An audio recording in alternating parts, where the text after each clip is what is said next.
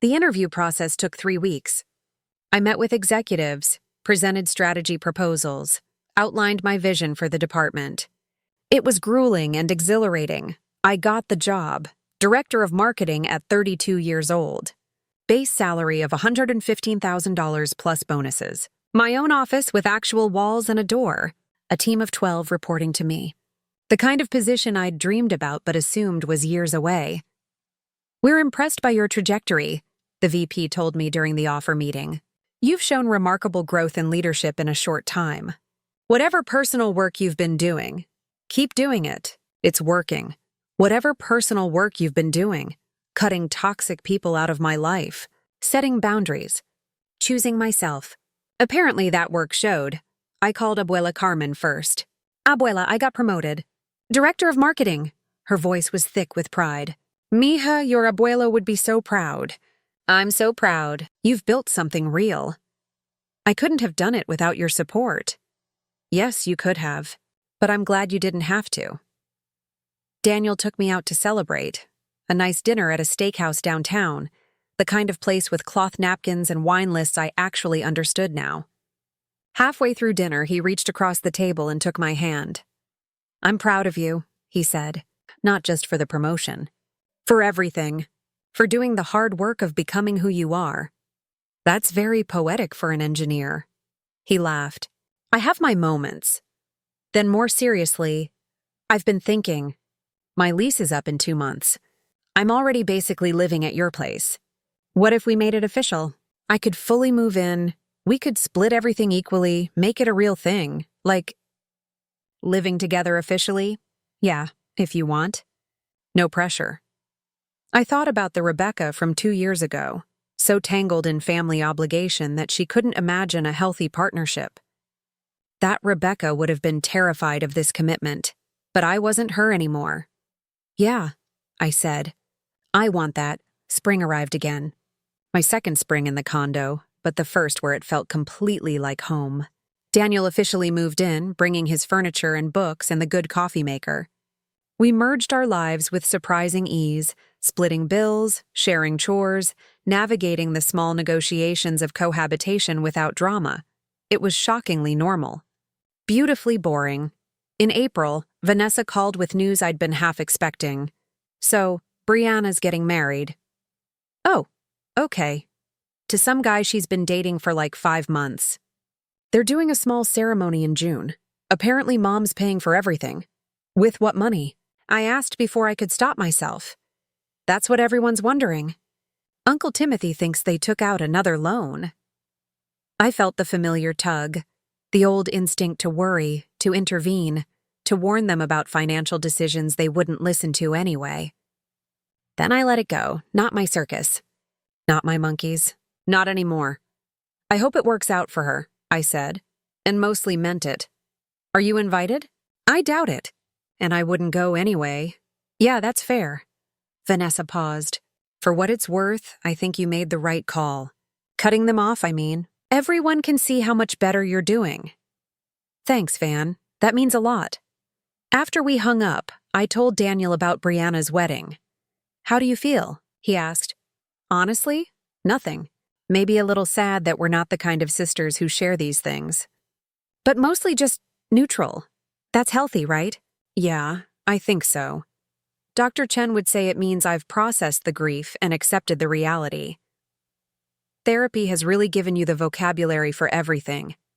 I laughed. "It really has. June brought Brianna's wedding an unexpected peace. I didn't see photos. I'd blocked her on all social media months ago. Didn't hear details beyond what Vanessa mentioned in passing. Small ceremony, backyard reception. Mom cried through the whole thing. The day of her wedding, Daniel and I went hiking. We drove out to Sedona, climbed Cathedral Rock, sat at the summit eating sandwiches and drinking warm water from our packs. The red rocks glowed in the late afternoon sun. Tourists took selfies. "We just sat. You okay?" Daniel asked. "Yeah, I'm good. I'm really good, and I was. My sister was getting married, and I wasn't there, and I was genuinely okay with that. The guilt that would have consumed me 2 years ago was just absent. I'd grieved the sister relationship I'd wanted, accepted the reality of the relationship we'd actually had, made peace with the distance. It wasn't tragic. It was just true. Summer passed in a blur of work projects and weekend trips. Daniel and I drove to California, visiting San Diego and Los Angeles. We spent a long weekend in Flagstaff, hiding from Phoenix heat in the pine forests. We hosted dinner parties at the condo. Melissa and Jenna, co-workers, Daniel's friends from his climbing gym. I was building a life. Not despite my family, not in reaction to them. Just building a life because that's what I wanted. In August, I got an email from Wells Fargo. The mortgage on my parents' old house, the one that had been sold 2 years ago, had been formally closed in their system. All obligations released. My name permanently removed from all records. It was a formality, a bureaucratic detail. But seeing that confirmation email felt like a door closing. Final. Complete. I forwarded it to Lauren with a single line. "Thank you for everything." She replied, "You did the hard part." "I just filed paperwork. Proud of you." Fall brought Abuela Carmen's 85th birthday. We threw her a party at the assisted living facility. Nothing huge, just family who actually cared. Uncle Timothy and his family. Aunt Rosa, Vanessa and her new boyfriend. Some of Abuela's friends from the facility. Mom, Dad, and Brianna weren't invited. "I don't want the drama," Abuela had said simply when planning the party. "This is my birthday and I want peace." The party was lovely. We ate cake, told stories, laughed at old photos. Abuela held court from her favorite armchair, looking small but fierce, wearing the pearl necklace Abuelo had given her 50 years ago. At one point, Uncle Timothy pulled me aside. "Rebecca, I owe you an apology." "For what?" "For trying to push you toward reconciliation last year. For not understanding how bad things were. I talked to Carmen, really talked to her, and she helped me see what you were dealing with." He looked uncomfortable but sincere. "My brother, he's not good with money. Or boundaries. And I enabled him for years too. I'm sorry I tried to make you keep enabling him." "Tim, it's okay. It's not. But thank you for saying so." He squeezed my shoulder. "You look happy. That's what matters." As the party wound down, Abuela pulled me aside. "Walk with me, mija." We walked slowly through the facility's garden, a peaceful courtyard with desert landscaping and shaded benches. She moved carefully, leaning on her cane, but insisted on managing herself. "I've been thinking about legacy," she said. "What I'm leaving behind." "Abuela, you don't need to think about that yet." "Rebecca, I'm 85. I think about it every day." She smiled gently. "But I'm not sad about it. I've had a good life. A hard life, but a good one." We sat on a bench near a fountain. The water burbled peacefully.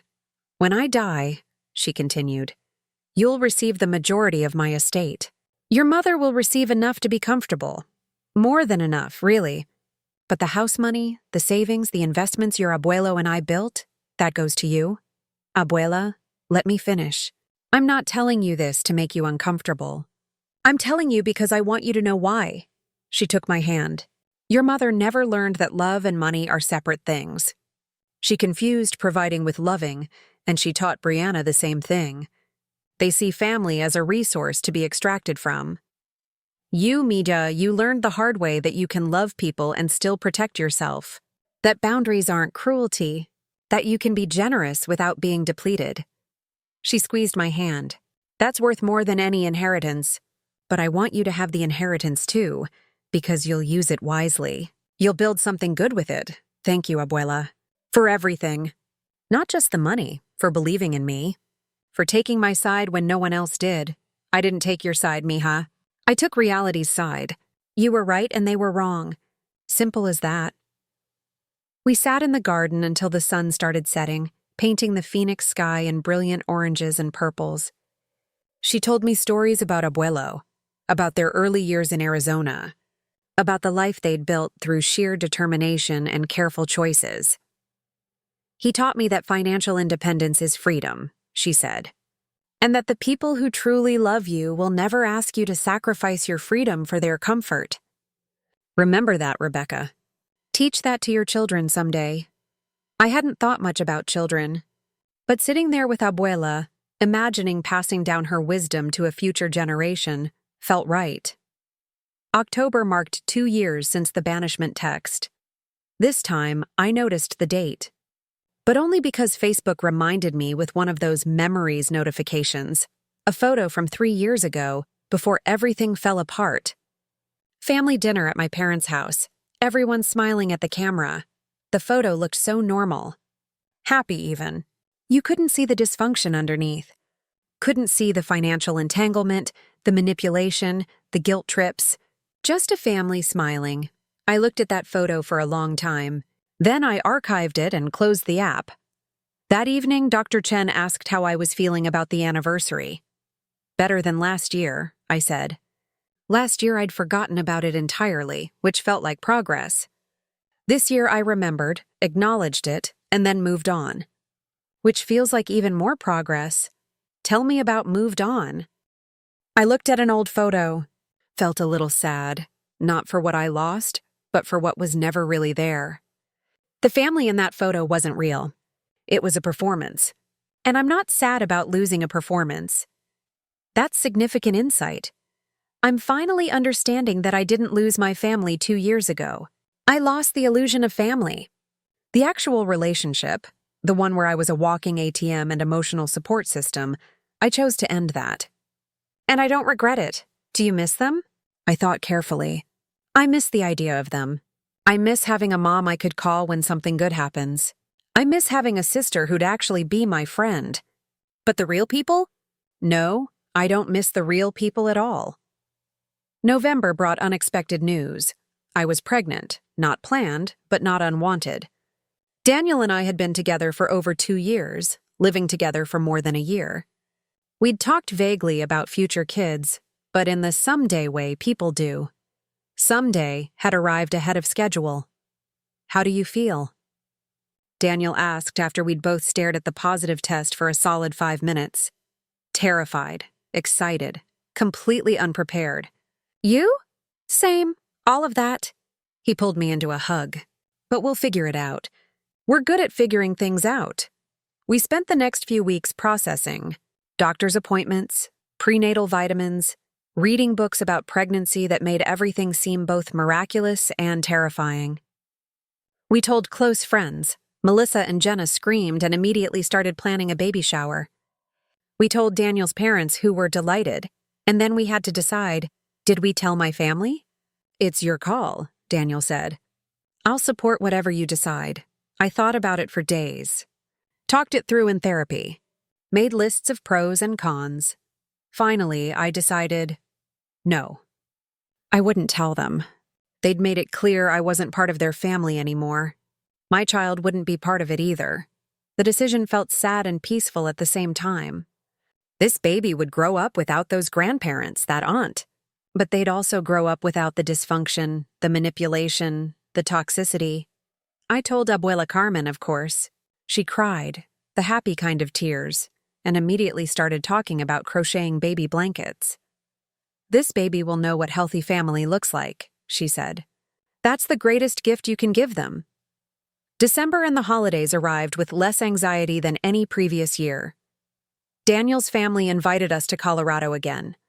But flying while pregnant sounded miserable. Instead, they came to us. His parents, his sister, and her family, everyone crammed into our small condo and a nearby hotel. It was chaotic and warm and full of the kind of love that didn't come with conditions. Christmas morning, Daniel's mother gave me a small wrapped box. Inside was a delicate silver necklace with a small charm, a compass. For always knowing your true north, she said, hugging me. I'm so glad my son found you, I cried. Blamed hormones, but it was more than that.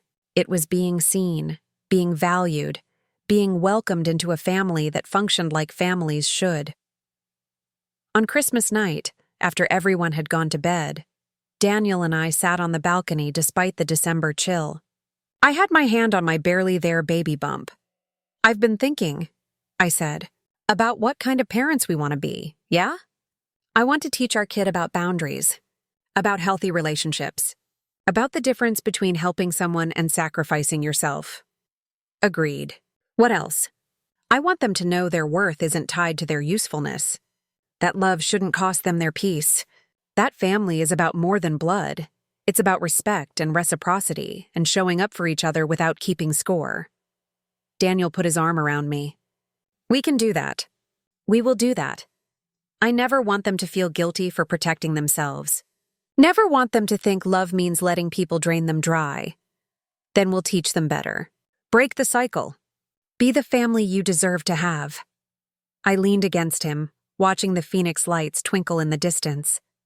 Somewhere out there, my parents and sister were living their lives without me, and I was living mine without them. Both of those things were okay. The new year arrived with hope and possibility. I was 3 months pregnant, showing just enough that I'd had to buy new work pants. The nausea had mostly subsided. Daniel was researching car seats with the intensity he usually reserved for debugging code. Work was thriving. My team had closed the year with record revenue. I'd been approached about speaking at an industry conference. The VP had mentioned potential partnership opportunities if I stayed with the company long term. Everything I'd worked for, the career, the home, the relationship, the future, was built on a foundation I'd chosen.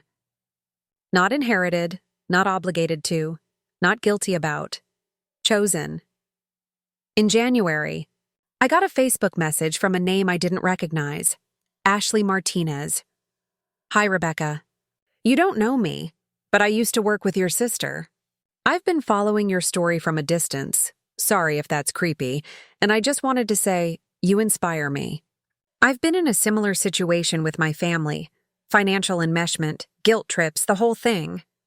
Seeing you set boundaries and stick to them gave me the courage to do the same. I removed myself from my mom's car loan last month. It was terrifying and liberating. Thank you for showing me it was possible. I hope you're doing well. I stared at that message for a long time. I'd never thought of my story as public, as something that might help others. But apparently people had been watching. Brianna's public accusations had inadvertently shared my journey with a wider audience. I replied, Hi, Ashley. Thank you for reaching out. I'm so glad you found the courage to protect yourself. It's hard, but it's worth it. You deserve peace and stability. Be patient with yourself. The guilt gets easier, I promise. Wishing you all the best. Over the next few weeks, more messages trickled in. Other people in similar situations, finding my story through mutual friends or Brianna's posts, or just the weird way information spreads online. All of them thanking me for normalizing boundaries, for showing that it was possible to love your family and protect yourself at the same time. I answered each one thoughtfully. Shared resources, therapist recommendations, financial advisors, legal aid organizations. Created a document with advice I found myself repeating. How to remove yourself from joint accounts, how to document everything, how to manage the guilt. It felt meaningful. Like maybe all the pain had purpose beyond just my own healing. Spring arrived with new life everywhere, literally and metaphorically. I was 6 months pregnant, waddling more than walking, constantly amazed by the human growing inside me. We'd found out we were having a girl. Daniel cried when the ultrasound tech told us. So did I. What should we name her? He asked one evening, his hand on my belly feeling her kick. We'd been throwing around names for weeks. But suddenly I knew. Carmen, I said. After mi abuela. Carmen Torres Reyes? He tested the name. I love it. We called abuela that evening to ask permission. She cried. Again, the happy tears. Mia, I'm honored. Truly honored. When is she coming? June, will you be there? At the hospital? Wild horses couldn't keep me away. In April, something unexpected happened. I ran into my mother at the grocery store. I was in the produce section, trying to reach a bag of apples on a high shelf despite my pregnant belly, when I heard a familiar voice behind me. Rebecca? I turned. Mom stood there with a shopping basket, looking older than I remembered. Grayer. Tired. She stared at my belly with obvious shock. You're pregnant. Yes. How far along? 7 months. She did the math in her head, her expression shifting from shock to hurt. 7 months? And you didn't tell me. The old guilt tried to surface, the instinct to apologize, to explain, to soothe her feelings. But I recognized it now for what it was, conditioning. Not obligation, no, I said simply. I didn't. I'm your mother, Rebecca. I have a right to know. You told me to stay away forever. I'm honoring that request. That was your father being dramatic. You know how he is. You co-signed that message, Mom. You made your choice. So I don't get to know my grandchild? You're just going to cut me out of everything? The people around us were pretending not to listen, but definitely listening. A clerk stocking lettuce had slowed his movements to catch our conversation. Mom, you cut me out. I'm just staying cut out, like you asked. This is so typical of you. So cold, so unforgiving. We're family. Family doesn't tell you to stay away forever over a text message. Family doesn't use you as a bank and then discard you when you set boundaries. I felt surprisingly calm. I hope you're doing well. I really do, but I'm not doing this. Not here, not ever. I grabbed my apples, the ones I could reach, and walked away. My hands shook slightly as I pushed my cart toward the checkout, but I didn't look back. She didn't follow me. In the parking lot, sitting in my car, I called Dr. Chen's emergency line even though it wasn't really an emergency. I just ran into my mom, I said when she called back. And I held my boundary. I didn't apologize or explain or cave. I just held it. How do you feel? Proud and sad. But mostly proud. That's appropriate. You should feel proud. Boundary holding gets easier with practice, but it's never easy. You did well.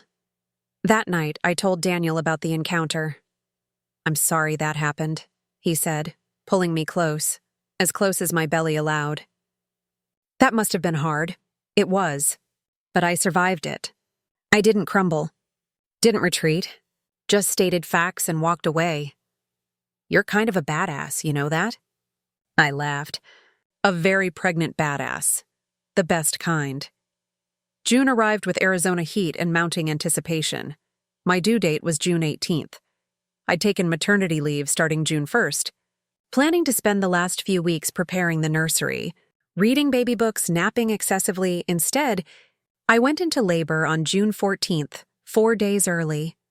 It was long, 16 hours of contractions and breathing exercises, and Daniel holding my hand and epidurals and pushing and exhaustion. But at 11:37 p.m. on June 14th, Carmen Elena Torres Reyes entered the world, screaming her outrage at the bright lights and cold air. She was perfect. 7 pounds, 3 ounces. Dark hair like mine. Daniel's nose. Tiny fingers that gripped mine with surprising strength. Abuela Carmen arrived at the hospital the next morning. She moved slowly down the hallway with her cane, but her eyes were bright with tears and joy. Let me see my namesake, she said. I placed the baby in her arms carefully. Abuela stared down at her great-granddaughter with such profound love that I started crying again. Hello, pequeña Carmen, she whispered. You are so loved, so wanted. You're going to have such a good life. She stayed for an hour, holding the baby, telling her stories in Spanish and English, promising her the world. After she left, Daniel and I sat in the quiet hospital room, just the 3 of us. Our daughter slept in my arms, making the tiny snuffling sounds newborns make. Should we post photos? Daniel asked. On social media?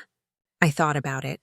Thought about Brianna seeing them, Mom seeing them, the inevitable wave of messages and opinions and demands. No, I said. Not publicly. We'll send photos to people we trust. People who've earned the privilege of being in her life. But not the world. She deserves privacy. Agreed.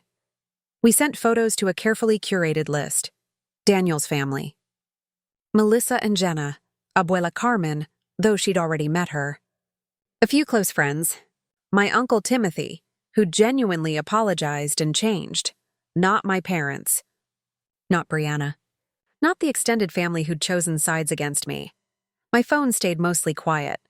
No explosion of drama. Just love from people who actually cared. It felt right. The first months of parenthood were exhausting and miraculous. Sleepless nights. Endless diapers. The special hell of cluster feeding. but also tiny fingers wrapping around mine, the weight of her sleeping on my chest, her eyes focusing on my face like I was the entire universe. Daniel was a true partner. Split night duties, changed diapers without complaint, brought me water while I breastfed at 3 a.m. We were tired, but we were together. Abuela Carmen visited weekly, bringing homemade meals and baby clothes she'd crocheted herself. She'd hold Carmen for hours, singing old songs from Guadalajara, telling her stories about her bisabuelo. "She looks like you did as a baby," Abuela told me one afternoon. Same serious expression, like she's already planning something. I laughed. God help us all if she got my stubbornness. That stubbornness saved you, mija. Don't underestimate it. In August, when Carmen was 2 months old, I returned to work part-time. Daniel and I had worked out a schedule. I'd work mornings from home, he'd adjust his hours to be available afternoons. We'd hire a part-time nanny for the overlap. It was expensive and complicated and required constant negotiation. But it worked. My team had managed beautifully in my absence. No disasters, no major losses. They'd grown more independent, which was exactly what I'd hoped for. "Welcome back," Patricia's replacement, a sharp woman named Angela, said during our first one-on-one. "Though I expect you'll be balancing differently now." "Definitely. But I'm committed to making it work. I have no doubt.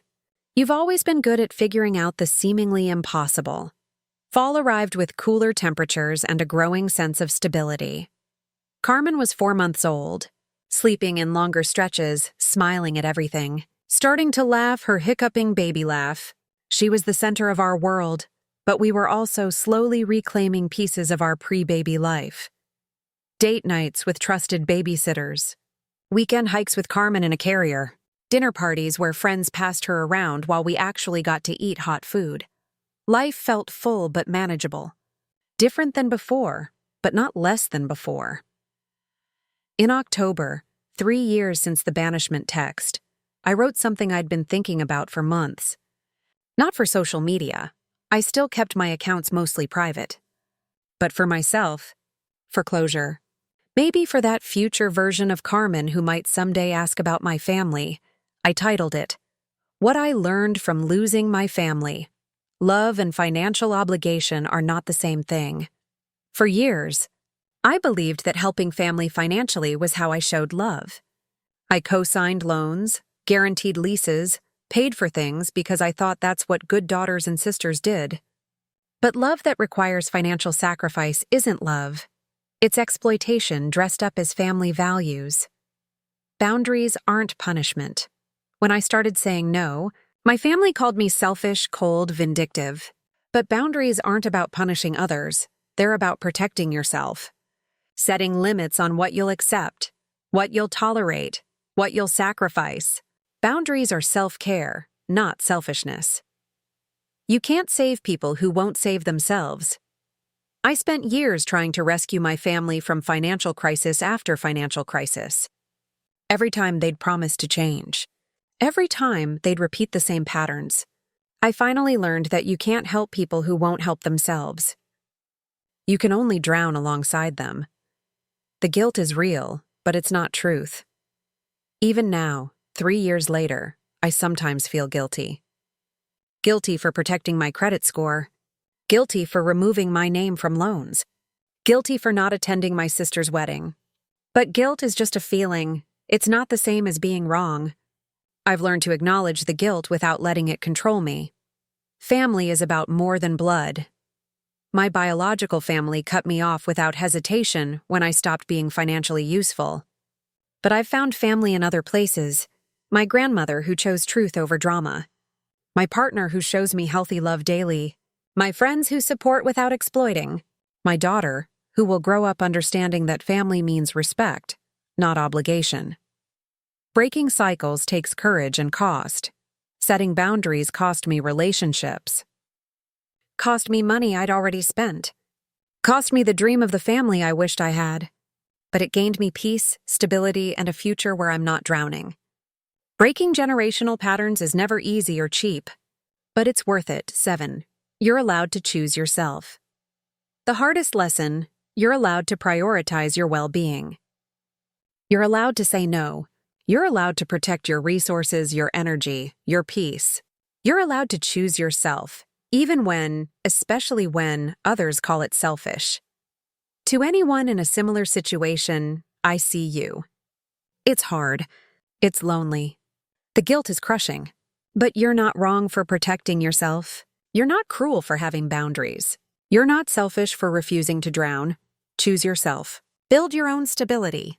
Create the family you deserve, whether that's through blood or through choice. You're worth it.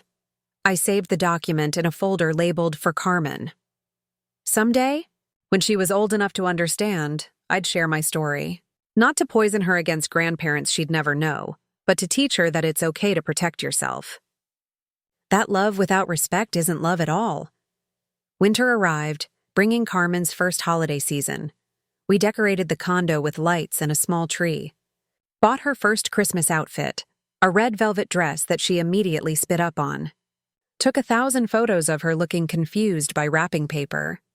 Daniel's family came to visit again, filling our home with noise and laughter and the chaos of people who genuinely enjoyed each other. His mother held Carmen constantly. His sister's kids, now old enough to be gentle, were fascinated by their tiny cousin. On Christmas morning, while Carmen napped and Daniel made breakfast, I sat on the balcony with my coffee and thought about previous Christmases. The ones filled with tension and obligation. The ones where I'd dreaded going home but felt too guilty not to. This Christmas was different, peaceful, full of people who chose to be here, not people who felt obligated to tolerate each other. My phone buzzed. A text from a number I didn't recognize. "Hi, Rebecca, this is your mom. I got a new phone. I just wanted to say Merry Christmas and that I'm thinking about you and the baby. I hope you'll reconsider letting us be part of your lives. It's been 3 years. Isn't that long enough?" I stared at the message. 3 years wasn't long enough because this wasn't a punishment with a timer. This was me protecting my family, my chosen family, my daughter, from toxicity. I didn't respond. Just blocked the number and deleted the message. Daniel came out to the balcony. "You okay?" "Yeah, Mom texted from a new number." I blocked it. "How do you feel?" "Tired of the question, honestly." I smiled to soften the words. "But okay. I feel okay. I made the right choice, and no holiday guilt trip is going to change that." He kissed the top of my head. "Breakfast is ready. Carmen's still asleep. We have maybe 15 minutes to eat like adults." Best Christmas gift ever. As the year ended, I took stock one final time. Age 33. Status, mother. Partner, director of marketing, homeowner. Boundary setter what I have. A daughter who will grow up seeing healthy relationships modeled. A partner who shows me daily what real love looks like. A career I built through merit, not obligation, a home that's peaceful, and mine financial stability. I never thought possible, a grandmother, who chose me when others didn't, friends who support without, exploiting therapy that taught me to recognize, manipulation, the knowledge that I can survive hard things, what I lost, parents who confused, love with access, a sister who monetized our estrangement, extended family who chose sides, based on gossip, the dream of a functional family of origin, money. I'll never get back years of peace I spent in chaos, what I gained. Freedom from financial exploitation. Peace that comes from firm boundaries. The ability to say no without guilt consuming me. A future, not tied to someone else's dysfunction, self-respect. I'd been trading for approval, the knowledge of what I will and won't accept, a life I'm proud to be living. The trade was worth it. Every hard moment, every guilty feeling, every relationship lost. It was all worth it for the peace I have now. On New Year's Eve, Daniel and I stayed home. Put Carmen to bed. Opened a bottle of champagne. Just one glass for me since I was breastfeeding. Sat on the couch in comfortable silence. "What are you thinking about?" he asked. "How different life is now. How I almost can't remember the person I was before all this. The person who couldn't say no. Yeah, the person who thought love meant sacrifice. Who confused family obligation with loyalty. Who was drowning and didn't even realize it. I'm glad you're not her anymore." "Me too." I raised my glass. To boundaries. To chosen family. To breaking cycles. To breaking cycles, he echoed, clinking his glass against mine. At midnight, we kissed while fireworks exploded somewhere in the Phoenix distance.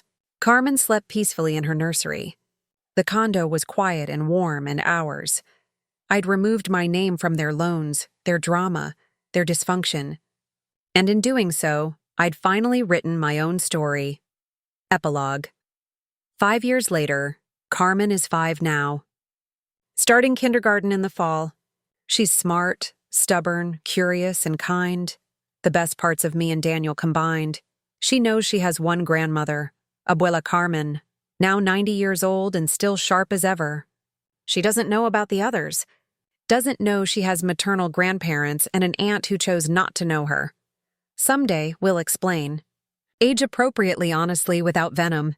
We'll tell her that sometimes families aren't safe, and it's okay to create distance from people who hurt you. That love means respect, not obligation. But for now, she just knows she's loved fiercely, protected completely, and will never be taught that her worth comes from what she provides to others. I'm 38 now. Still director of marketing, though I've gotten offers to go higher. I like where I am. Challenged but not consumed, successful but balanced. Daniel and I got married 2 years ago. Small ceremony, just close friends and family. Abuela officiated. She got ordained online specifically for the occasion. Carmen was our flower girl, throwing petals with chaotic enthusiasm. We're talking about having a second child. Maybe, eventually. We're in no rush. The family group chat still exists in my phone, still silenced. Sometimes I check it out of morbid curiosity. They post like I never existed. Photos, updates, celebrations. I'm digitally erased, a dozen breaking free. A story of boundaries and self-preservation. My name is Rebecca. I'm 31 years old, sitting in my cramped cubicle at a marketing firm in downtown Phoenix, eating yesterday's pasta salad straight from the Tupperware container. The air conditioning hums overhead, fighting against the brutal Arizona heat outside. My computer screen glows with unread emails, 47 of them since this morning alone. Then one more loads. The preview makes my stomach drop, from Michael Torres, Dad. For exactly 3 seconds, I let myself imagine something different. Maybe he saw my LinkedIn post about the promotion to senior account manager. Maybe he's finally proud. Maybe after 6 months of strained, minimal contact, he's reaching out to rebuild something. I click. The message is formatted like a business letter. Cold, formal, devastating. Rebecca, after considerable discussion, your mother and I have decided that maintaining any relationship with you is no longer in our family's best interest. Your recent actions and attitude have made it clear that you don't value what we've built together. Therefore, we're telling you to stay away from us permanently. This includes all family gatherings, holidays, and any attempts at contact. Brianna agrees with this decision. Regards, Michael and Patricia Torres. I read it 3 times. The words don't change. My hands feel cold despite the stuffiness of the office. Another notification buzzes. A reaction in the family group chat I didn't even realize I was still part of. Brianna, my younger sister, has given the message a thumbs-up emoji. Bright blue. Enthusiastic. Like she's just agreed to pizza toppings. The pasta salad suddenly tastes metallic. I set down my fork carefully, precisely, like I'm defusing a bomb. Around me, the office continues its Tuesday rhythm. Karen from accounting microwaves, something pungent. Probably leftover salmon. The printer jams on the far side of the room. Someone laughs at a YouTube video they probably shouldn't be watching at work. My whole world just imploded. And the universe didn't even pause. I stare at my phone for what feels like hours, but is probably only minutes. My hands have started trembling, so I press them flat against my desk until the shaking stops. Then, without letting myself overthink it, without drafting and redrafting, I type a response. I'll begin removing my name from all the loans and financial obligations tomorrow morning. Consider it done. Send. I immediately silence the family chat. Mute notifications. Out of sight. Then I finish my lunch. The pasta is lukewarm and bland, but I eat every bite methodically. I throw away the container. I wash my hands in the bathroom, splashing cold water on my face. I reapply my lipstick. I walk back to my desk and open the Ferguson account spreadsheet. I go back to work.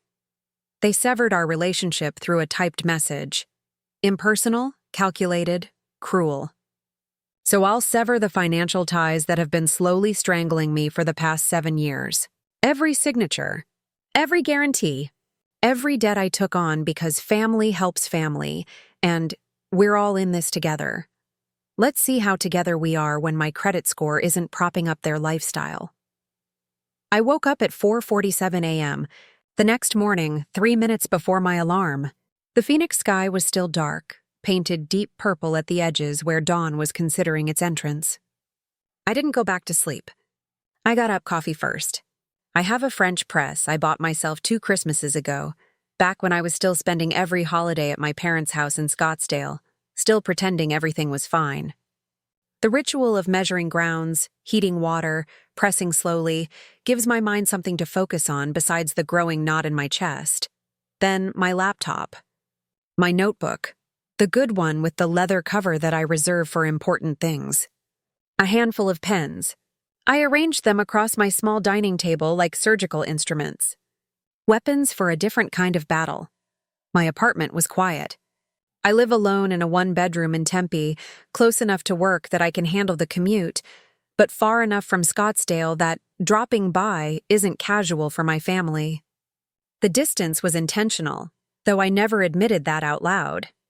I sat in that profound early morning silence where decisions echo and consequences feel real. Yesterday, I'd said I would remove my name from their financial disasters. Today, I had to actually do it. The first call was to Wells Fargo at exactly 8 a.m. when they opened. I need to remove myself as a co-signer from a mortgage, I told the banker. A woman named Sandra who sounded like she'd already had too much coffee or not nearly enough. Can you tell me the property address? 4082 East Desert Willow Drive, Scottsdale. Keys clicking. A pause that stretched too long. Ms. Torres, you're not listed as a co-signer. You're listed as a co-borrower. That's significantly different.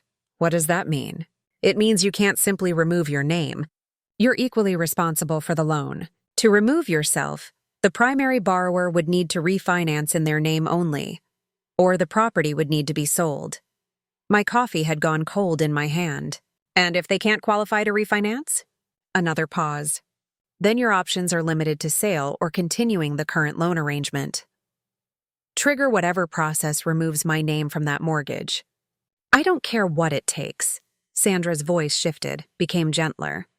Ms. Torres, if the primary borrowers can't refinance and refuse to sell, this could have serious implications for everyone involved. I understand. Start the process. We spent the next 45 minutes on paperwork. I scanned documents. I authorized credit pulls. I signed digital forms until my wrist ached.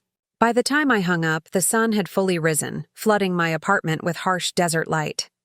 Next, the truck. My father drove, I guess I should say now, a Ford F-250. Massive, immaculate. He washes it every Sunday like it's a religious practice. The lease is in his name, but I'm the guarantor. When he'd wanted to upgrade 3 years ago, his credit wasn't quite good enough. Just for the approval, he'd said. I'll make every payment. He had made every payment. But that wasn't the point anymore. I drafted a formal letter requesting removal as guarantor, citing the dissolution of our relationship. I found a template online, modified it, and sent it certified mail to Ford Credit. Then I called. The lease guarantor wants to be removed, I explained to the finance specialist. A bored-sounding guy named Josh. That's not really how guarantor agreements work, Josh said, clicking something on his end. Once you guarantee a lease, you're committed for the term, unless the primary lessee can qualify without a guarantor or agrees to return the vehicle. What if I inform you in writing that I'm withdrawing my guarantee? More clicking. Then we'd likely require the primary lessee to either find a new guarantor or return the vehicle within 30 to 60 days. But you'd still be legally responsible until one of those things happens. Send me whatever paperwork makes that happen. "Ma'am, this could seriously impact your father's. Send the paperwork."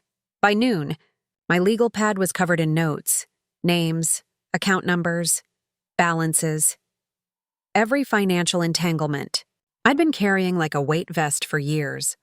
Primary residence mortgage, $340,000 remaining. Me as co-borrower for F-250 lease, $847 a month. Me as guarantor Brianna's Honda Accord. Title in my name, insurance in my name. She just drives at Mom's kitchen renovation loan, $20,000 personal loan in my name. Only 3 payments made by her dad's boat storage fees. Charged to my credit card for just a few months. Now 14 months. The list looked brutal, written out in black ink. Every single line represented a time I'd said yes when I should have said no. A time I'd believed that helping family was the same as being a good daughter, a good sister, a good person. They'd called me selfish for wanting boundaries, ungrateful for questioning the arrangement, cold for suggesting they handle their own finances. What they'd never called me, what they'd never let me be, was free. If I'm banished from the family, my signature leaves with me. The coffee had gone cold hours ago. I made another pot, stronger this time, and kept working. Brianna's car was next on my list. The Honda Accord was technically, legally, completely mine. I'd bought it 4 years ago when Brianna was 22 and getting on her feet after dropping out of Arizona State. She needed reliable transportation for her retail job at Scottsdale Fashion Square. Mom had explained. It would just be temporary. She'd take over payments once she was stable. 4 years later, Brianna had never made a single payment. The title sat in my fireproof safe. The insurance, $165 a month, came out of my checking account automatically. The registration was in my name. By every legal measure, it was my car. She just drove it like she'd earned it. I waited until Wednesday morning, when I knew Brianna would be at work. She'd recently posted about her new position as an assistant manager at a boutique called Desert Rose. Really just a sales associate role with a fancy title. Based on what I'd gathered from her Instagram stories, Mom and Dad would both be at work too. Dad manages a warehouse for a plumbing supply company. Mom works part-time at a dental office. They keep predictable schedules. I called in sick to work. First time in 8 months. My manager, Patricia, different Patricia, not my mother, barely questioned it. "You've been looking stressed lately, Rebecca. Take the day. Take 2 if you need them." I drove to Scottsdale in my own car, a sensible 7-year-old Camry that I'd bought used and paid off in 3 years. The neighborhoods changed as I drove north. Tempe's older apartment complexes and college rentals gave way to Scottsdale's wide streets and desert landscaping. My parents' house was in a development called Sonora Vista, all beige stucco and red tile roofs, HOA regulated and relentlessly beige. I parked 2 streets over, keys to the Honda in my jacket pocket. The morning was already heating up. It was early May, that brief window before Phoenix becomes legitimately uninhabitable. The sky was aggressively blue, cloudless, indifferent. Walking up to the house felt surreal. The landscaping looked immaculate: crushed granite, saguaros, barrel cacti arranged with geometric precision. Dad's truck gleamed in the driveway. And there, parked casually beside it, was the white Honda Accord. I'd been here 1,000 times. This was where I'd grown up, though the house itself was newer. They'd upgraded 6 years ago, right before they'd asked me to co-sign the mortgage because we're just slightly over the debt-to-income ratio, but we're good for it. The house looked exactly the same. Potted succulents on the porch. A rustic wooden sign declaring Bienvenido, even though we're not particularly traditional about our Mexican heritage. Everything in its place. Only I had changed. I walked up the driveway like I belonged there. Because technically, legally I did. The mortgage made sure of that. I pulled out the key fob and clicked it. The Honda's lights blinked. The locks thunked open. I slid into the driver's seat. The interior was chaos. Fast food bags crumpled on the floor, Taco Bell, In-N-Out, Chipotle, old receipts, a makeup bag spilling bronzer across the passenger seat, hair ties around the gear shift, empty White Claw cans in the back. The car smelled like stale French fries and the sickly sweet vanilla perfume Brianna wore obsessively. Glitter ground into the floor mats. Actual glitter. How does an adult get glitter everywhere? I turned the key. The engine started immediately because I'd kept up with oil changes and maintenance, even when Brianna couldn't be bothered.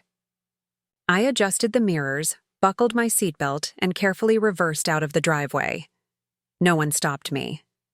No neighbors peered through blinds. No alarm sounded. The suburbs of Scottsdale continued their Wednesday morning routine, utterly unconcerned with my quiet revolution. The drive back to Tempe took 35 minutes. I parked the Honda in the second space of my assigned carport, the space that had sat empty since I moved in because I never needed it.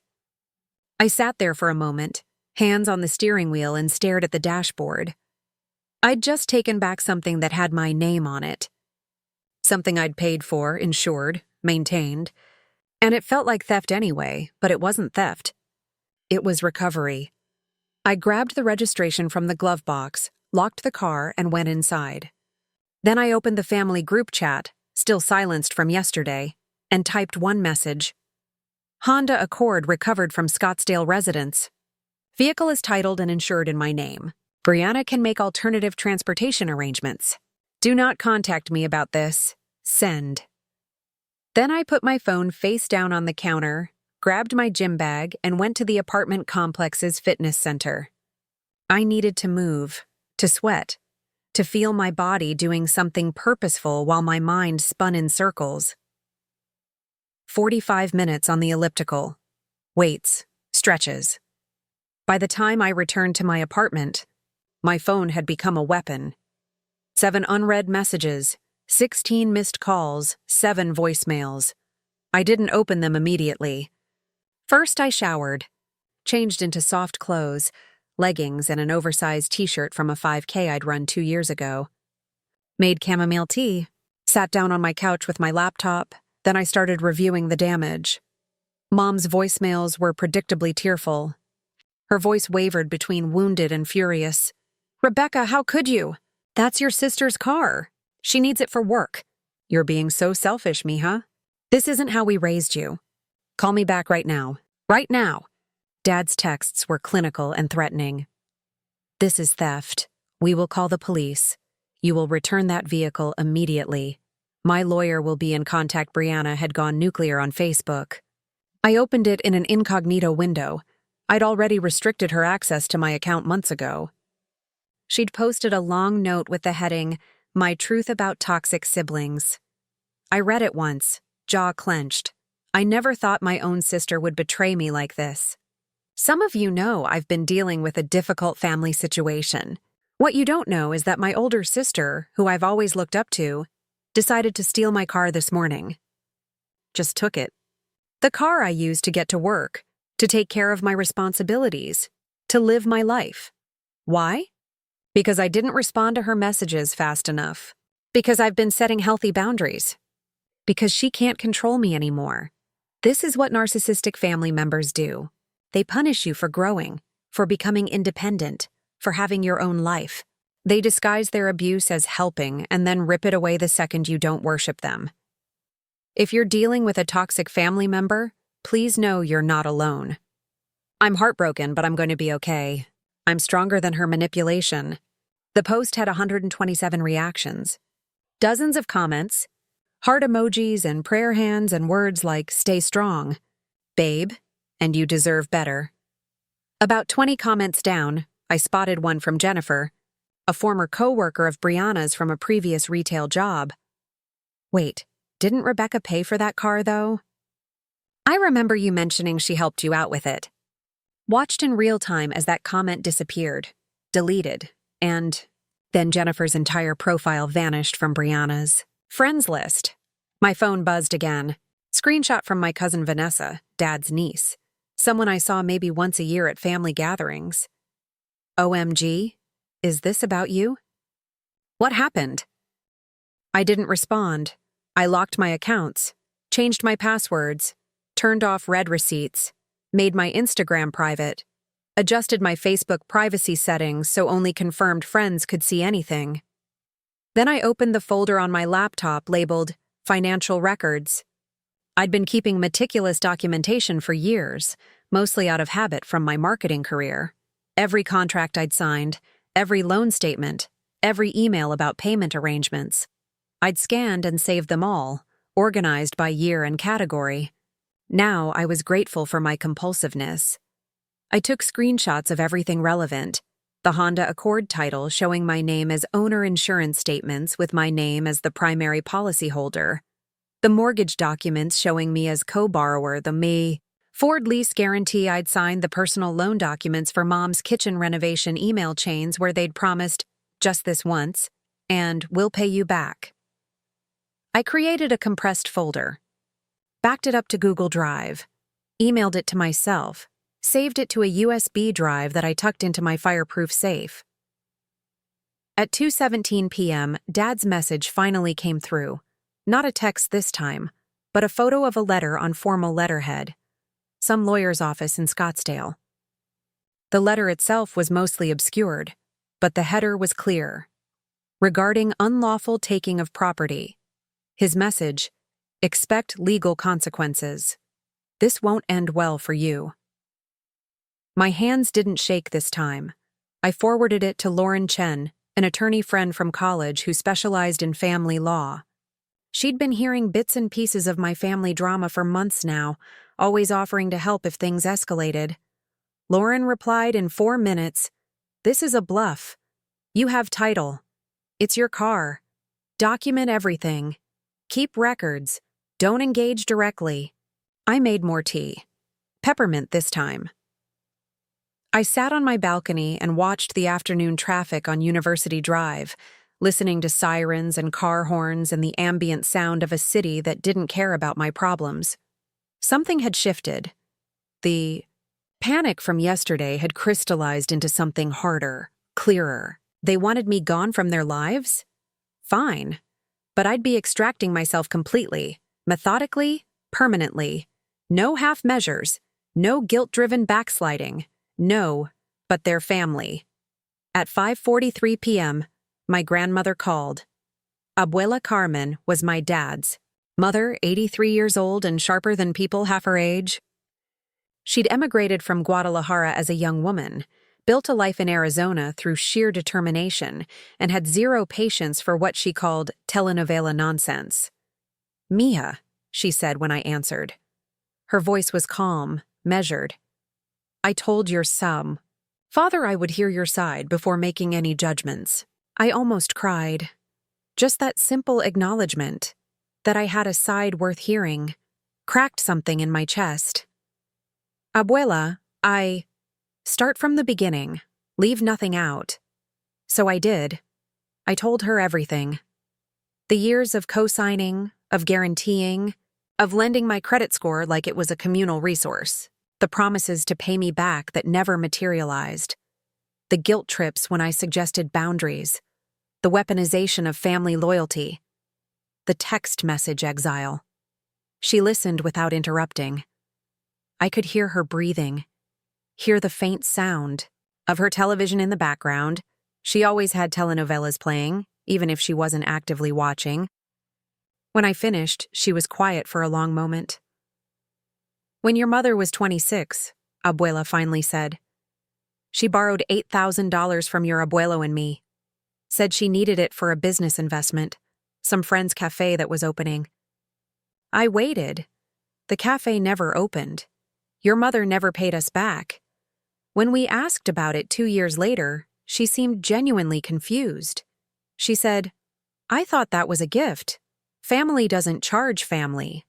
Abuela, I am not telling you this to hurt Patricia. I'm telling you this so you understand. Some people believe love means endless rescue. They confuse enabling with generosity. They think boundaries are rejection." Her voice wavered slightly, then steadied. "You are right to stop drowning for them, mija. You remind me of your abuelo.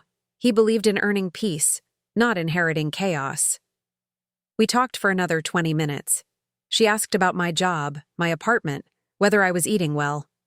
Normal grandmother questions that felt extraordinary in their ordinariness. When we finally said goodbye, I sat holding my phone in the growing darkness of my balcony. The car keys sat on my kitchen counter.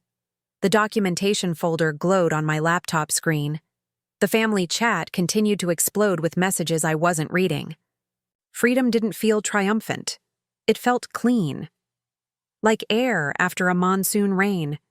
Sometimes taking back what's yours looks like betrayal to people who'd been using you. But that's only because they'd confused your kindness with their entitlement. The next 72 hours were a masterclass in sustained chaos. Thursday morning, Mom left 3 voicemails before 7 a.m., each escalating from disappointed to desperate to furious. I listened to them once while drinking coffee, then deleted them. I went to work. I had a client presentation at 10 a.m., a rebranding pitch for a local restaurant chain. I nailed it. Patricia told me afterward that I'd seemed especially focused lately. Thanks, I said. I've been cutting out some distractions. Thursday afternoon, Brianna's Facebook post had metastasized. She'd posted a follow-up with photos, pictures of us from years ago, family gatherings where I was smiling, caption reading, "She used to be my best friend." Narcissism destroys families. Her friends rallied. "You're so brave for sharing your truth, and toxic people hate seeing you thrive, and sometimes you have to cut out family for your own mental health." The irony was so thick I could have spread it on toast. One comment caught my eye, from someone named Ashley M. "Hard girl, I thought she was paying for your car and your phone. That's what you told me at Desert Rose?" The comment vanished in less than 3 minutes. Thursday evening, Uncle Timothy called, Dad's younger brother, the family mediator, the one who always tried to smooth things over. "Rebecca, sweetheart, I think everyone just needs to take a breath and talk this through. Maybe we could all meet for dinner? Neutral ground?" "Tim, they told me to stay away forever. I'm just honoring their wishes. But family is family, you know? We work through things. That's what we do." "No, that's what I did. For years. I worked through my credit score being destroyed. I worked through constant requests for money I didn't have. I worked through being the family ATM. I'm done working through things." Silence. Then, "That seems harsh, Rebecca." "Probably, but I'll sleep fine anyway." Friday morning, the mortgage company sent an official notice. They'd processed my request to explore options for removal as a co-borrower. Dad would need to qualify for refinancing on his own, or the property would need to be sold.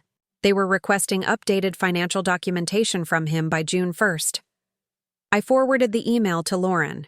She replied, "Good. Let the process work. Don't feel guilty."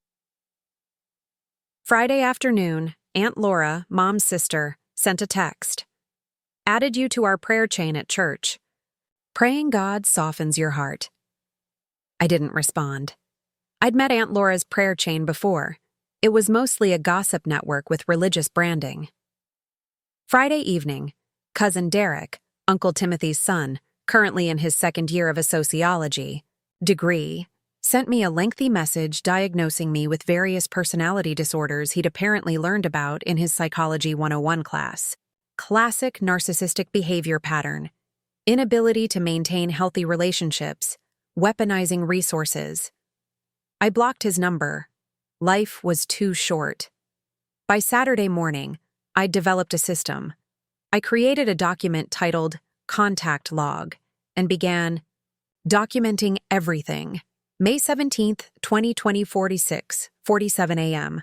Voicemail from Patricia Torres, duration 2:14, content, emotional appeals, accusations of abandonment, 10:23 a.m.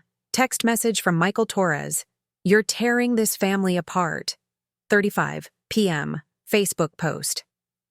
By Brianna Torres, screenshot saved, falsely claiming theft. 18 p.m. Call from Timothy Ortiz requesting mediation, declined. May 18th, 2020, 46:15 a.m. Voicemail from Patricia Torres, duration 3:47, content, religious guilt, threats of divine judgment, 52 m. Email from Wells Fargo regarding mortgage co-borrower removal process, 33 p.m. Text from Laura Mendoza. Prayer chain notification. 14 p.m. Instagram message from Derek Ortiz. Amateur psychological diagnosis. User blocked. The log grew. Each entry felt like a brick in a wall I was building between myself and them. Protection. Evidence. Clarity. Lauren had advised keeping records of everything. If this escalates legally, which I doubt it will, but if, you want documentation. Dates, times, content, everything. That night, I did something radical. I went out with friends. Melissa and Jenna, co-workers who'd become genuine friends over the past 2 years, had been texting about drinks all week. I'd been avoiding social. Plans, embarrassed by my family drama, worried I'd be bad company. But Friday night, Melissa sent, "Okay, we're kidnapping you tomorrow, 7 p.m. That wine bar in downtown Tempe. Non-negotiable." So I went. We got a table on the patio. The evening was perfect. That brief Phoenix moment when the temperature drops from scorching to pleasant. String lights glowed overhead. We ordered a cheese board and glasses of wine I couldn't pronounce. "So," Jenna said after the first glass, "you've been weird lately. What's happening?" I'd planned to deflect, to say nothing, just work stress, or "I'm fine, really." But the wine and the warmth and the genuine concern in their faces broke something loose. I told them. Not everything, not the 7-year history, but the recent implosion, the banishment text, the car recovery, the loan removals, Brianna's Facebook posts. They listened with widening eyes. "Holy shit," Melissa finally said. "Your sister called you the narcissist?" "The projection is Olympic level," Jenna added. We laughed. It felt strange to laugh about it, but also necessary. They asked questions, not judgmental ones, but curious ones. They validated my decisions. They shared their own family dysfunction stories. By the third glass of wine, we were dissecting family dynamics with the intensity of amateur therapists. "You know what the wildest part is?" I said, words coming easier now. "I feel guilty. Like, objectively, I know I'm doing the right thing, but some part of me still feels like I'm the bad guy."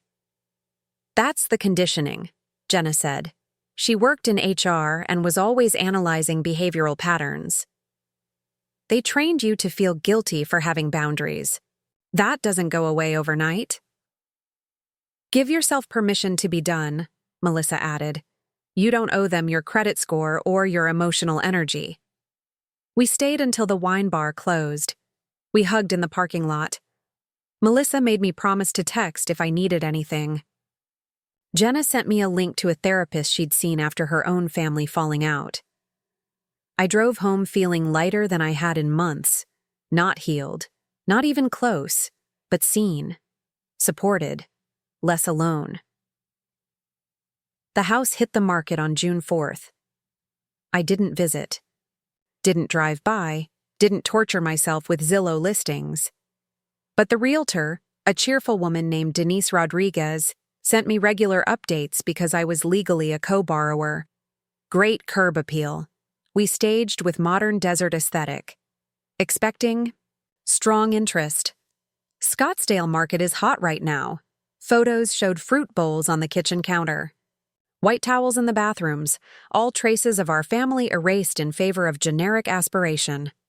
Dad applied to refinance, twice. Both applications were denied. His debt-to-income ratio was apparently even worse than when they'd bought the house. Wells Fargo sent me copies of everything, which I forwarded to Lauren and filed away. The denial letters were almost satisfying.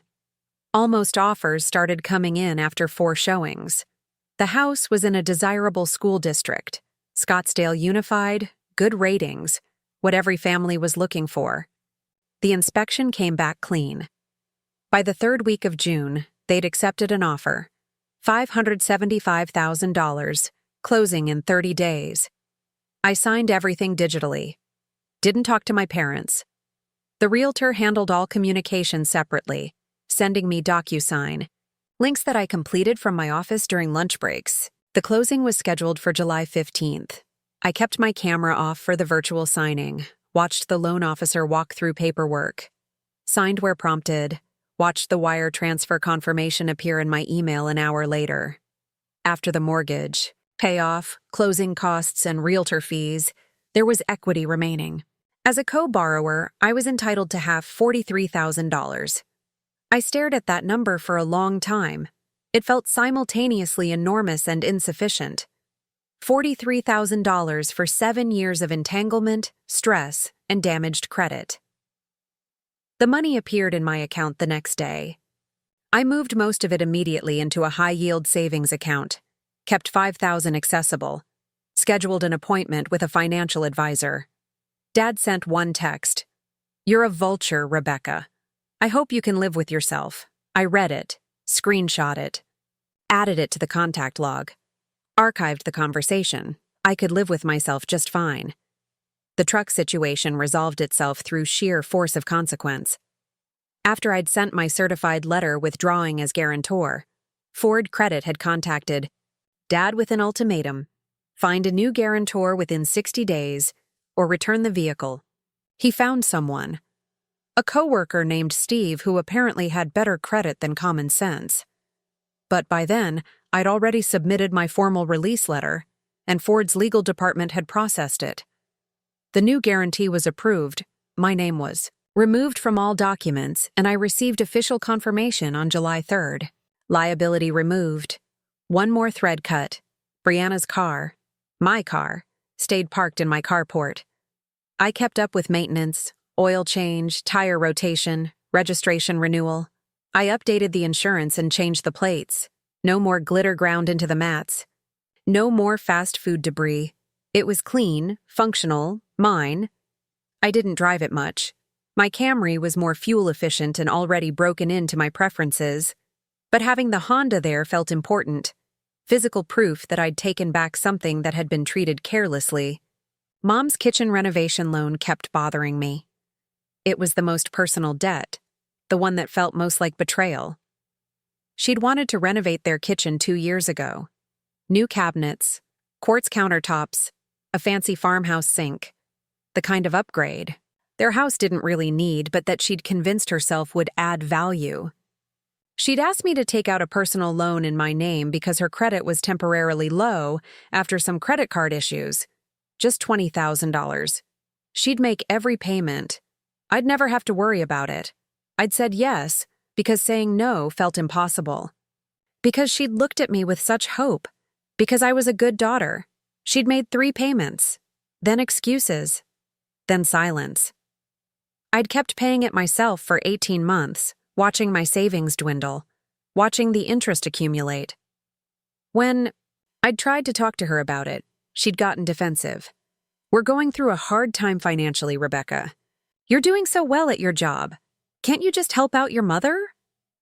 After the banishment text, I'd stopped paying. My credit score dropped 60 points almost immediately, from 720 to 660. Not catastrophic, but painful. Every time I checked Credit Karma and saw that red downward arrow, I felt a mix of anger and guilt, but I let it drop. I let the loan go into default. I documented everything, every missed payment, every collections notice, every impact on my score. 6 months after I stopped paying, a collections agency called. Professional but persistent.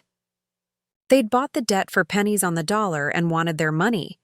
"The balance is $17,500, the agent said, with fees and interest.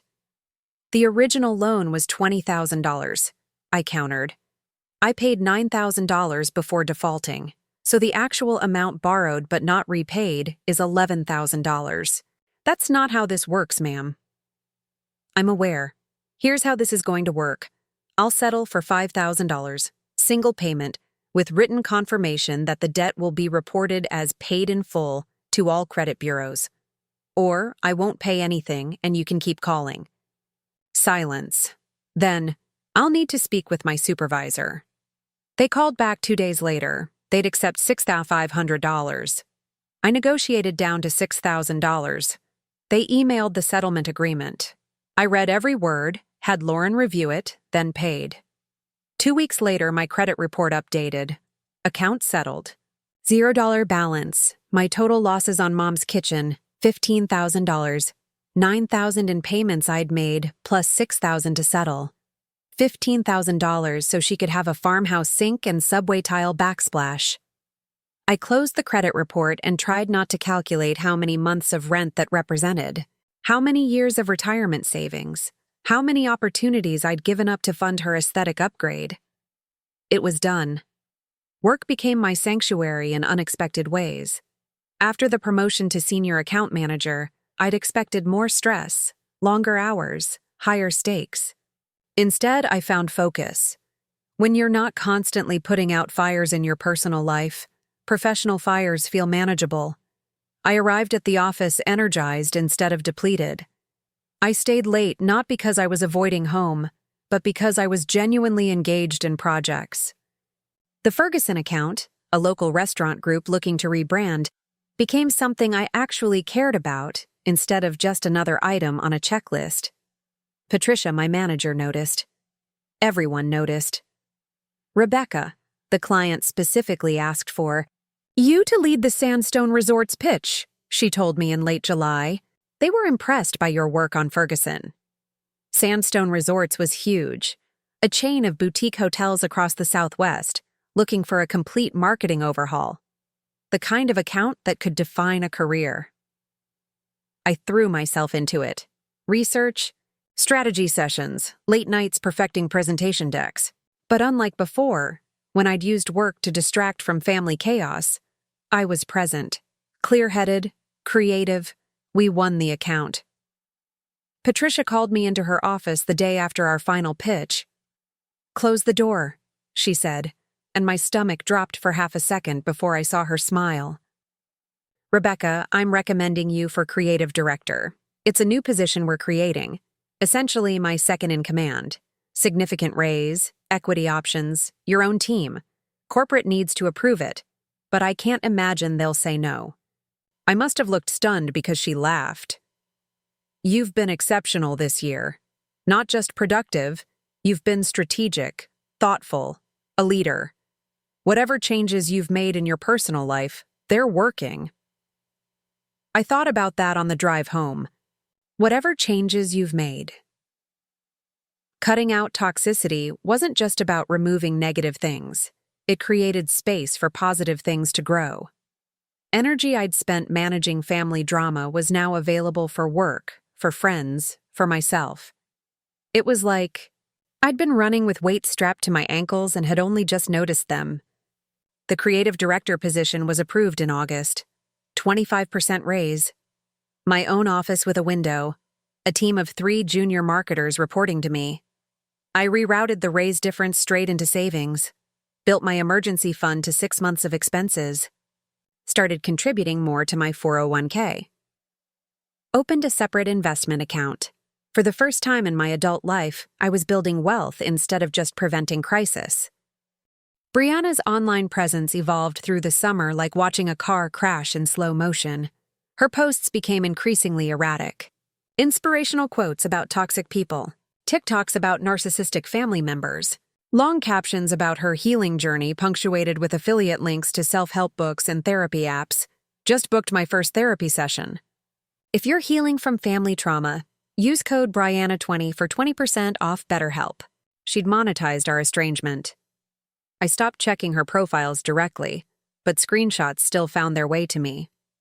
Vanessa, my cousin, seemed to enjoy sending updates with commentary. OMG, she's unhinged, or does she not realize people can see through this? I asked Vanessa to stop. "I appreciate you looking out for me, but I don't need to know what Brianna's posting. It's not healthy for me, but she's lying about you. Let her lie. Anyone who knows me knows the truth. Anyone who doesn't know me doesn't matter." That became my mantra. Anyone who doesn't know me doesn't matter. One screenshot did make me pause, though. Brianna had posted about struggling financially, how she was barely making rent, how she'd had to move back in with our parents temporarily. "Sometimes you take steps backward to move forward," she'd written. "Grateful for family who actually supports me." The comments were predictable. "You're so strong, and family is everything." But one comment from someone named Rachel K said, "Wait, didn't you say your sister was toxic for taking back her car? But now you're living with your parents rent-free?" The comment stayed up for almost an hour before disappearing. Rachel K was blocked. I wondered if Brianna ever questioned the pattern, that anyone who pushed back gently got deleted, leaving only an echo chamber of validation. But that wasn't my problem to solve. Abuela Carmen visited in late August. She called first. "Mija, I'm driving up to Tempe on Saturday. I want to see your apartment. I'll bring lunch." "Abuela, you don't have to." "I'm 83 years old. I do what I want." "I'll be there at noon." She arrived exactly on time, driving her ancient Toyota Corolla that she refused to replace because it still works perfectly fine. She carried a canvas grocery bag with homemade tamales, rice, beans, and a Tupperware container of her famous flan. "Your apartment is small," she observed, looking around. "But clean, organized. It feels like you." We ate lunch at my small dining table, the same one where I'd plotted my financial extraction months ago. She asked about work, about the promotion, about whether I was sleeping well and eating enough vegetables. Then, over flan, she said, "I've updated my will." I set down my fork. "Abuela, let me finish." Her voice was gentle but firm. "Your mother will receive a modest amount. Enough to be comfortable, not enough to be reckless. The rest, the house, the savings, everything significant, goes to you. Abuela, that's not necessary. I don't want to cause more family drama." "Rebecca." She reached across the table and took my hand. Her skin was papery, spotted with age, but her grip was strong. "I am not punishing Patricia. I am rewarding you. There's a difference. She's going to be furious. She can be furious. I'll be dead." She smiled slightly at her own dark humor. "But truly, Mija, your mother has spent her life confusing love with access. She believes family means unlimited access to resources, emotions, obligations. She mistakes boundaries for betrayal." She squeezed my hand. "You've learned what she never did, that real love includes responsibility, that you can't help people who won't help themselves, that you are not obligated to drown just because someone else refuses to swim." I felt tears burning behind my eyes. "I still feel guilty sometimes." "Good. Guilt means you have a conscience. Just don't let it control you." She released my hand and picked up her fork again. "Now eat your flan. I made it with extra vanilla, the way you like." Before she left, she pressed an envelope into my hands. "For your emergency fund. Not your burden, your buffer." Inside was a check for $5,000. "Abuela, I can't." "You can and you will. Consider it an early inheritance. Spend it on something that makes you feel secure." She kissed my cheek. "I'm proud of you, Rebecca. Not for fighting, for stopping the rescue." After she left, I sat on my couch holding the check. I thought about all the money I'd given my parents over the years. Money I'd never see again. Money that had felt like obligation, like duty, like love. This felt different. This felt like genuine support. No strings, no guilt. No expectation of repayment through loyalty or silence. I deposited the check the next day and let myself feel grateful without guilt. Fall arrived in Phoenix slowly, reluctantly. The temperature dropped from unbearable to merely oppressive. The morning light turned golden instead of harsh. I started taking walks in the evenings, exploring my Tempe neighborhood like a tourist in my own life. I'd been in therapy since June. Dr. Marianne Chen, the therapist Jenna had recommended, specialized in family systems and trauma. Every Thursday at 5:30 p.m., I sat in her office and unpacked years of conditioning. "Tell me about the guilt," she said in one session. "It's constant," I admitted. "Like background noise. Even when I'm doing well, especially when I'm doing well, there's this voice asking if I'm being selfish. If I should try to fix things, whose voice is it?" I thought about that. My mom's mostly, but also just mine. I've internalized it so completely that I can't tell the difference anymore. That's common with enmeshed families. The guilt becomes part of your internal dialogue. She leaned forward slightly. "What would it mean to let go of that guilt?" "I don't know if I can. I'm not asking if you can. I'm asking what it would mean." I sat with the question. It would mean accepting that I can't save them, that I'm not responsible for their choices or their consequences, that I'm allowed to have a life separate from their drama. And it terrifies me. Because if I'm not the family caretaker, the responsible one, the solver of problems, who am I? Dr. Chen smiled gently. That's what we're here to figure out. Over the following weeks, we worked on separating my identity from my role. I wasn't just a daughter, a sister, a co-signer. I was Rebecca, separate, distinct, allowed to have boundaries. We practiced responses to guilt. I'm allowed to prioritize my well-being. I didn't create their financial problems. Helping doesn't mean sacrificing myself. I can love them from a distance. The phrases felt awkward at first, performative, but I said them anyway. In therapy, in my apartment, in my car during commutes. Repetition slowly rewrote the script. October brought two significant events. First, my parents filed for bankruptcy. I found out through public records. Vanessa sent me a link to the filing, visible on the Arizona court system website. Chapter 7, Complete Liquidation. They'd listed debts totaling over $180,000, credit cards, personal loans, the truck lease default fees, medical bills I didn't know about. My name appeared nowhere in the filing. Every debt I'd removed myself from was truly legally separate. I felt a complicated mix of emotions. Relief that I wasn't entangled. Sadness that it had come to this. Vindication that my decision to extract myself had been correct. If I'd stayed, I'd be drowning in their bankruptcy too. How do you feel about it? Dr. Chen asked. Honestly, free. And then guilty about feeling free, which I know is the whole cycle we're working on. You're allowed to feel relieved, Rebecca. Their bankruptcy isn't your failure. It's the natural consequence of their financial decisions. I know. Intellectually, I know. But emotionally, you were trained to feel responsible for their well-being. That training doesn't disappear overnight. Be patient with yourself. The second significant event was more positive. I started dating. His name was Daniel. We'd matched on Hinge in September, and after 2 weeks of genuinely funny messages, we'd met for coffee. Then dinner. Then a hike up Camelback Mountain. Then more dinners, a concert, lazy Sunday mornings at farmers markets. He was a software engineer, originally from Colorado, with an easy laugh and a refreshing lack of drama. He lived alone, paid his own bills, had a healthy relationship with his family that included regular phone calls and occasional visits, but not financial entanglement or emotional manipulation. The contrast was stark. My parents are coming to town for Thanksgiving, he mentioned casually one evening.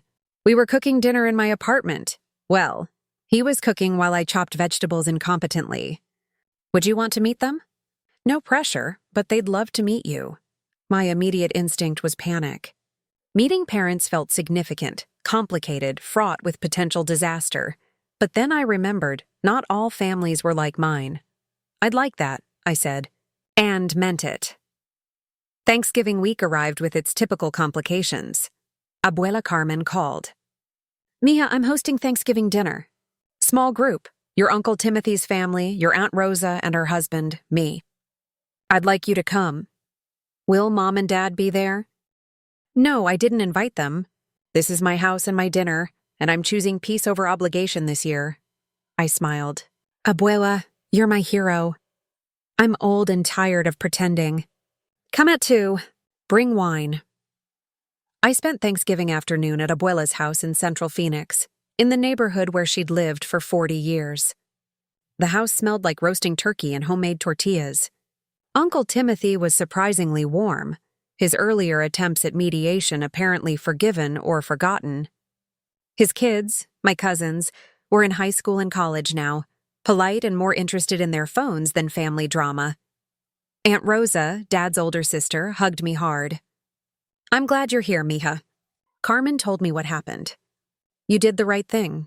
The dinner was easy, comfortable.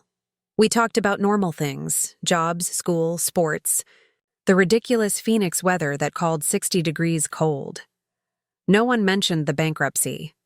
No one asked me to fix anything or apologize for anything. It felt revolutionary.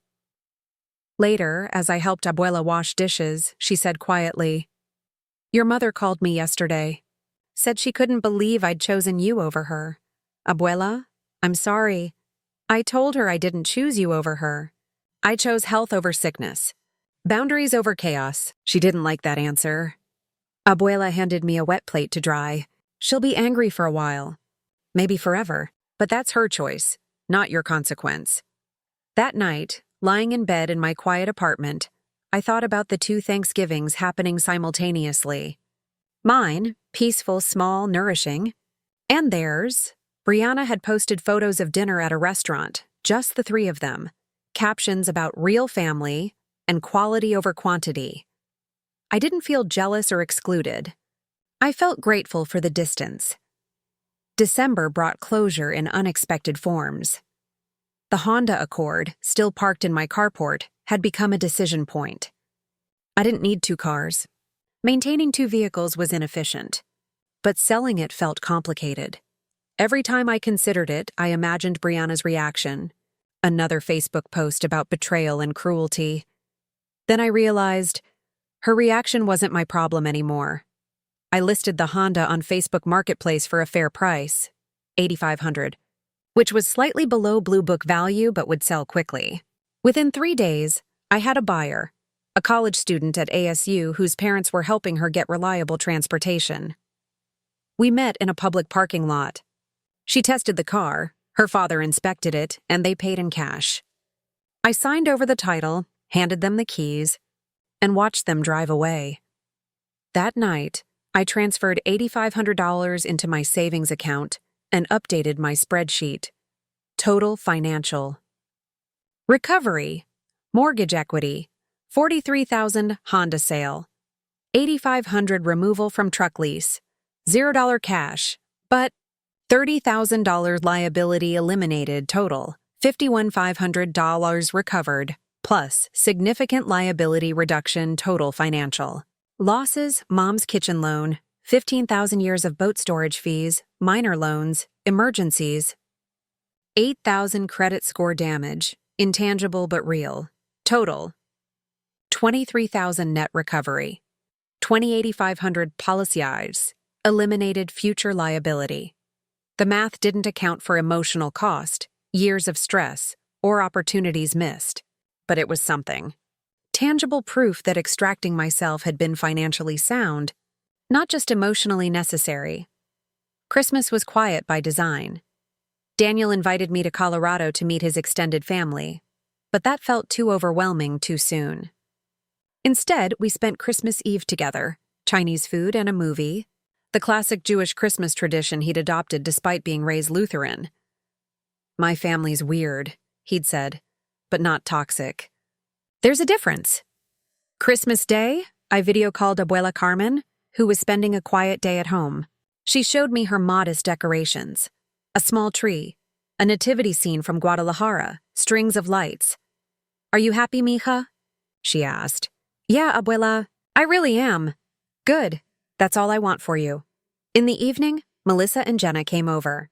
We drank wine, exchanged small gifts, and watched Love Actually while mocking the problematic parts. It was perfect. My phone stayed mostly quiet. One text from Uncle Timothy wishing me Merry Christmas. One voicemail from a number I didn't recognize, probably. Mom calling from a new phone that I deleted without listening to. Brianna's Instagram showed a perfectly curated Christmas morning, matching pajamas, professionally styled tree, captions about family traditions and gratitude. The performance of happiness. I closed the app and poured more wine. January brought new beginnings, both literal and metaphorical. The creative director role had shifted from overwhelming to energizing. My team, 3 smart, hungry junior marketers, were thriving. We'd closed 4 major accounts in Q4. Patricia had started including me in executive meetings. "I'm recommending you for the leadership development program," she told me in our first one-on-one of the year. "It's selective, but you're ready." I was also ready for something else. Buying property. The money from the house sale and Honda had grown in my savings account. Combined with my improved salary and stabilized credit score, back up to 695 and climbing, I was in position to buy a condo, not anything extravagant, but something mine. Solely, completely, legally mine.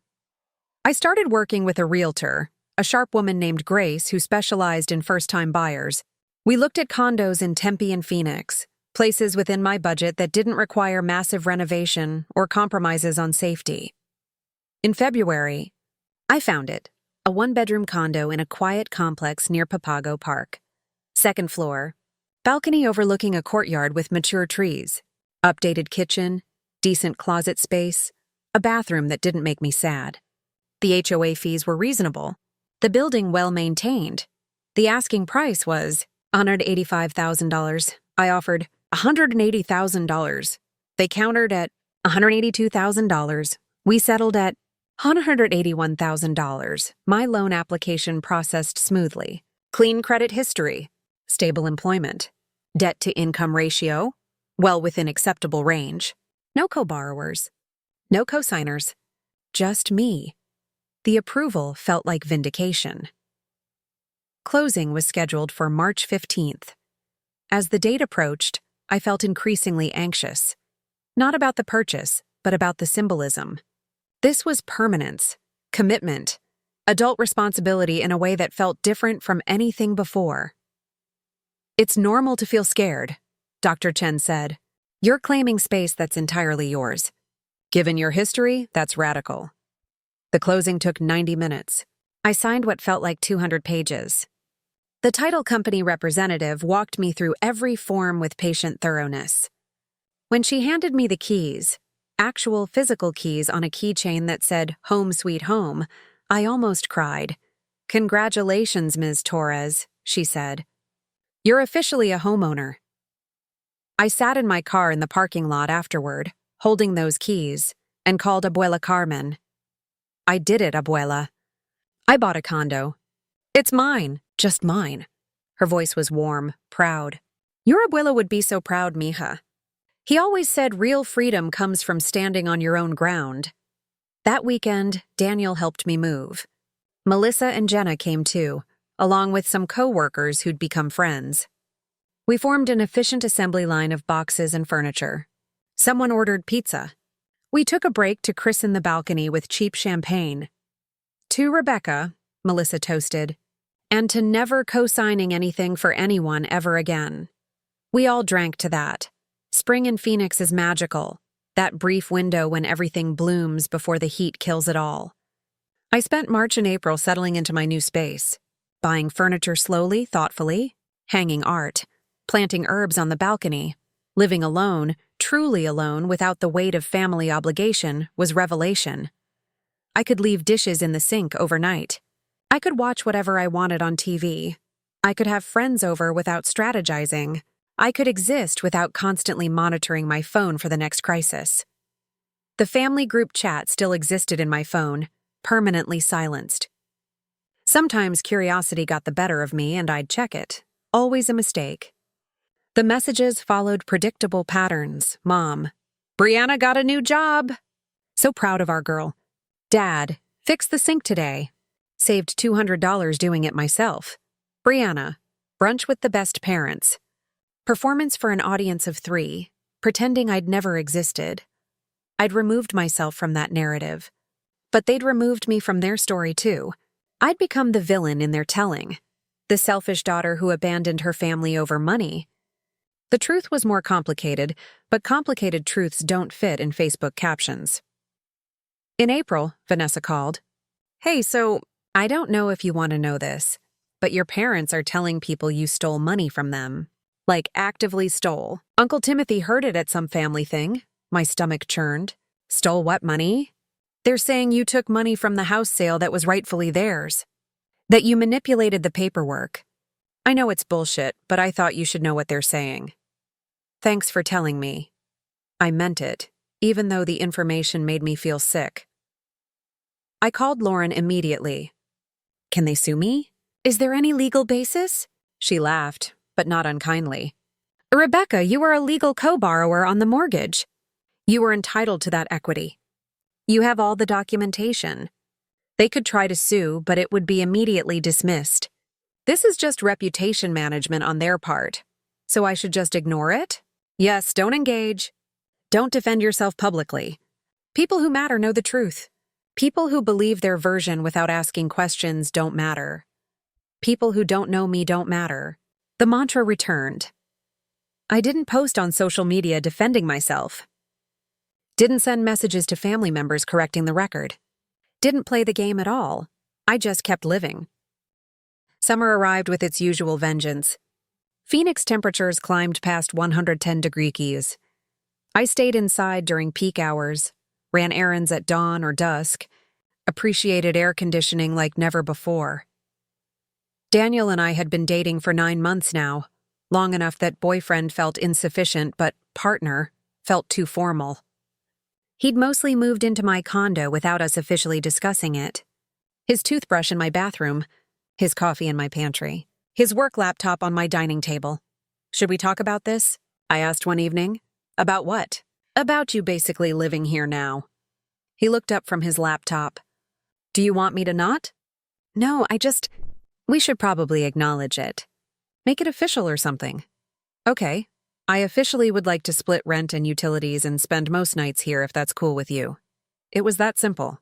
No drama, no manipulation, no hidden agendas or unspoken expectations. Yeah, I said. That's cool with me. We drew up a simple agreement, nothing legal, just a Google Doc outlining who paid what, how we'd split shared expenses, what happened if we broke up. It felt unromantic and perfect. Your family really did a number on you with money stuff, huh? He said gently while we typed up the document. Yeah. Hence the obsessive documentation of everything. I get it. For what it's worth, I think it's smart. Clear expectations, no resentment building up. More couples should do this. That night, lying in bed, I thought about how different this relationship felt from everything I'd known growing up. Daniel didn't need saving. Didn't expect me to fix his problems or fund his lifestyle. He was just an equal partner? Novel concept. In August, Abuela Carmen called with news. I'm selling the house, mija. Moving into assisted living. Abuela? No, you're fine. You don't need... Rebecca, I'm 84 years old. I'm tired of maintaining a house. I want to live somewhere with people around, activities, someone else worrying about the yard. This is my choice. Okay, I'm sorry. What can I do to help? Come help me sort through things. Decide what to keep, what to donate, what to throw away, and I want you to take some things. We spent every Saturday in September going through her house, 60 years of accumulated life. Photos, furniture, kitchen equipment, clothes, books. She told stories about nearly every item, where she'd bought it, why it mattered, which family member had given it to her. This was your abuelo's desk, she said, running her hand over a simple wooden desk in the spare room. He refinished it himself. I want you to have it. Abuela, I don't have room. Make room. It's important. He worked at this desk every evening, paying bills, writing letters. He taught me that managing money was managing freedom. You understand that now. I took the desk. Daniel helped me move it into the condo, where it fit perfectly in the corner of my bedroom. I set my laptop on it and thought about my grandfather, a man I barely remembered but whose values had apparently shaped mine. Abuela moved into her assisted living facility in October. It was nice. Bright, clean, social, with activities and chef-prepared meals and an on-site nurse. She seemed genuinely happy. Your mother hasn't called since I told her about the move, Abuela mentioned during my first visit. I'm sorry. Don't be. She's angry I'm not leaving her the house. But I'm selling it and putting the money in trust for you. She'll get enough to be comfortable. But the bulk goes to you when I die. That's final. I wish things were different with her. Me too, mija. But wishing doesn't change reality. Your mother is who she is. You can't love her into being different. She squeezed my hand. You tried. For years you tried. That's enough. November marked 1 year since the banishment text. I didn't notice the anniversary until it had already passed. November 14th came and went, just another Tuesday. I worked, came home, cooked dinner with Daniel, watched TV, went to bed. Unremarkable in the best way. The following week, Dr. Chen asked how I was feeling about the anniversary. Honestly? I forgot about it, she smiled. That's significant progress. A year ago, this was the defining trauma of your life. Now it's just a date that passed. I'm not sure if I should feel good about that or guilty about it. Why guilty? Because aren't I supposed to be sad? Aren't I supposed to miss them or want to reconcile or something? Says who? I sat with that question. I guess. Everyone, society, family values and all that. Rebecca, you spent 7 years trying to maintain a relationship that was fundamentally unbalanced. They cut you off via text message and told you to stay away forever. You've honored their request. Where's the guilt in that? I don't know. It just feels like I should feel worse than I do. How do you actually feel? Lighter, happier, free? I paused. Really, genuinely free for the first time in my adult life. And that's allowed. You're allowed to be relieved that a toxic situation ended. You're allowed to thrive in its absence. December brought unexpected contact. A Facebook message from Brianna appeared in my filtered requests folder. I only saw it because I was cleaning up my social media before the holidays. Hey, Mom said I should reach out. She wants to talk about maybe getting together for Christmas. Just us, not Dad. She misses you. I stared at the message for a long time. Analyzed every word choice. Mom said I should reach out. Not, I want to reconnect or I miss you. Brianna was the messenger, not the originator. Just us, not Dad. What had happened there? Had they separated? Was he the scapegoat now? She misses you. But did Brianna miss me? Did Mom actually miss me, or did she miss my financial support? I showed the message to Daniel. What do you want to do? He asked. I don't know. Part of me is curious. Part of me knows it's a trap. What would Dr. Chen say? I smiled despite myself. She'd ask what I'm hoping to gain from reconnecting. She'd ask if anything has fundamentally changed. She'd remind me that loneliness doesn't justify accepting toxicity. Those all sound like smart questions. I thought about it for 3 days. Finally, I replied, Hi, Brianna. I appreciate you reaching out. I'm not interested in meeting for Christmas or re-establishing contact right now. I'm doing well, and I hope you all are too. I wish you the best. Rebecca Polite. Clear, final. She responded within minutes. Wow. Mom was right about you. So cold. We were trying to be the bigger people, but I guess you're too selfish to care about family. Don't bother reaching out when you need something from us. I read it twice, then archived the conversation. Didn't respond. Didn't defend myself. Just closed the app and went on with my day. That Christmas was better than the last. Daniel and I flew to Colorado to spend it with his family. Warm, chaotic, functional people who argued about board games and hugged freely and didn't keep score of who owed whom what. His mother loved me. His sister taught me to ski. His nephew followed me around asking endless questions about Arizona. It was so normal it was almost jarring. On Christmas Eve, Daniel's mom pulled me aside while we were doing dishes. Daniel told me a bit about your family situation. I'm sorry you've been through that. Thank you. It's okay, though. I'm okay. I can tell. You seem happy. And you're good for him. She handed me a plate to dry. Family isn't always blood, you know. Sometimes it's the people you choose. I thought about that a lot during the flight home. The family I'd chosen, Abuela Carmen, Daniel, Melissa and Jenna, my co-workers who'd become friends, Dr. Chen, even Lauren, who'd guided me through the legal mess. They'd never asked me to prove my love through sacrifice. They'd never confused support with servitude. They just showed up and let me show up. Simple reciprocity. The new year arrived with the kind of clarity that only comes from surviving something difficult. I sat on my balcony on January 1st, watching the Phoenix sunrise paint the sky in shades of pink and orange, and took stock, financial status, credit score, 712.